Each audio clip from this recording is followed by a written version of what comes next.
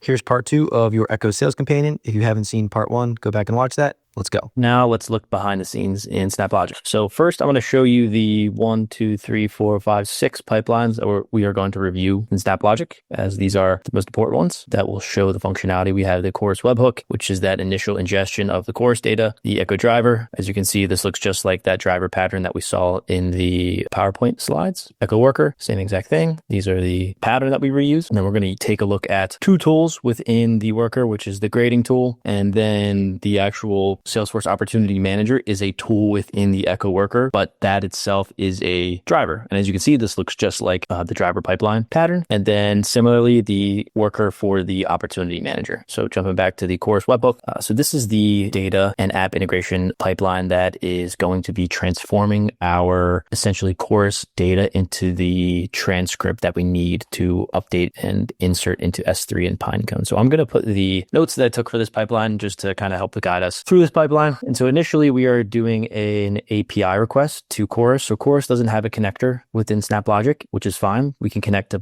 anything within SnapLogic. The bread and butter is the data and app integration. So we're going to validate this pipeline just as a recap. Validation mode just allows us to see, is this right so far? So it sends preview data through our pipeline, allows us to check the data that we have and are working with is correct so far. So while that validates, after each snap, we can see how the preceding snap updates or transforms our data. So we can look into the document preview here, and we see that this is heavily nested. So again, SnapLogic is a JSON document streaming engine. We're a schema on read, so we can work with any document type. SnapLogic just works with JSON because it's the modern API language architecture. So what we need within this snap or this data is this engagement ID. As you can see, it's heavily nested. So with SnapLogic, we can easily pull that data out to get it to ultimately where we need, which is used in this next API request, which is the conversation. So we can see we are dynamically using that engagement ID here and concatenating that with our conversations API URI so that we can get the transcript from there. And ultimately, we are mapping that metadata with our mapper. As you can see, the mapper, we have the input schema on the left, target schema on the right, and we are pulling out dynamically various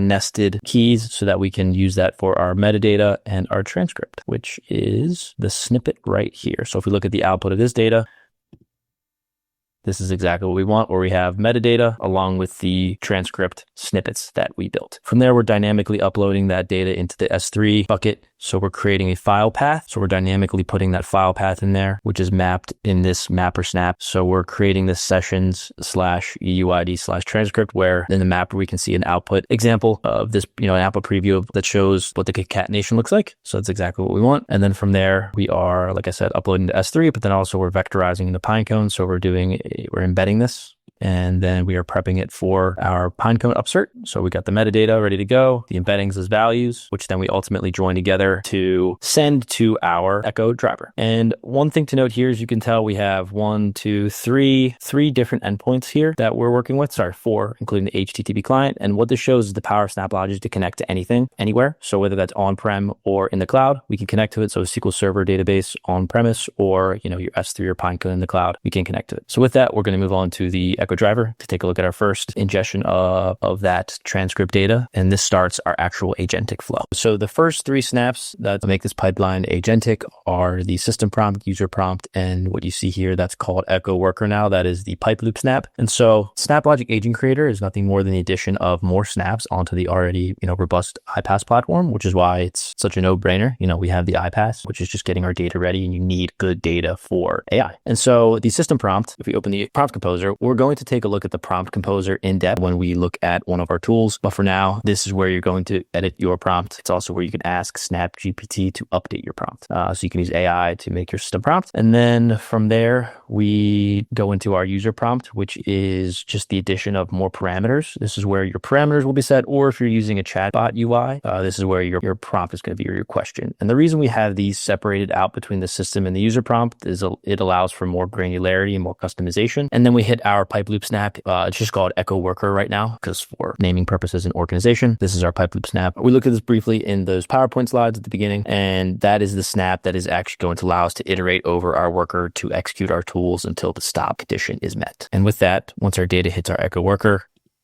that is when our actual tool calling happens. So tool calling happens within SnapLogic via the yellow snap here. It's the function generator. So we have a multi-pipeline function generator where we are dynamically calling each of our tools. So within the Echo agent, we have 1, 2, 3, 4, 5, 6, 7, 8. And again, we're only going to be looking at the grading tool and then the Salesforce manager, which itself is a sub-agent. And as you can see, agents talking to agents within SnapLogic is nothing more than tool calling. And so we go to our tool we're going to look at, which is the grading tool. Again, this is nothing more than a reusable pipeline. So all of the tools that I have within the worker that are doing analysis look just like this, where we are ingesting the data. And again, I'm going to validate this just so we can take a look at the prompt composer. So all of the tools look like this. We're ingesting the data, analysis happens. We are doing the same dynamic file creation. This one's a little bit more nested. So we use SnapLogic's mapper to dynamically grab the transcript, and we're going to be creating a grading tool extension. This will be uploaded into S3 and then ultimately Pinecone to give Echo more context in our Slack messaging. And so as we can see here, we also are working with our multimodal snap. So this snap allows us to work with more than just text data. So we can work with PDFs, we can work with images, and it allows us to very accurately analyze those document types. And then that hits our prompt. So we open this up. I want to dive into the prompt composer where this is a very powerful tool that allows us to iterate over our prompts instead of taking our prompt and our outputs and putting it into ChatGPT and then coming back and forth and iterating over it. We can actually just do that entirely within SnapLogic now. So we can see the input schema, we can see the input data, we can see our prompt, we can see the template that renders if there's any sort of dynamic information in here. And then that all gets fed into our LLM. And then we can see the actual response from the LLM, which is very powerful as we can have all that we need to work with directly in the prompt composer. And then on top of that, we can even edit our prompt, make our prompt better.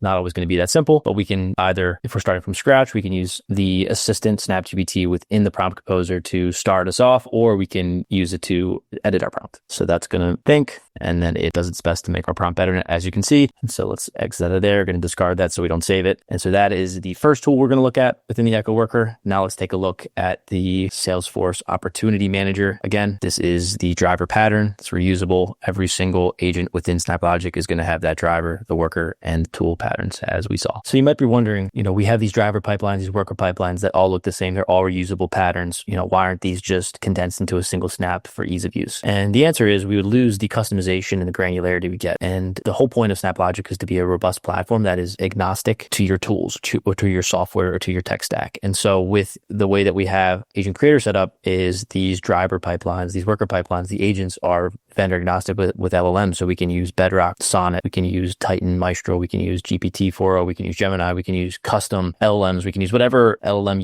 you would like within your enterprise. And that's the point of SnapLogic agent creation and the iPaaS platform in general is we prepare you for your agentic future, no matter what or how your business changes.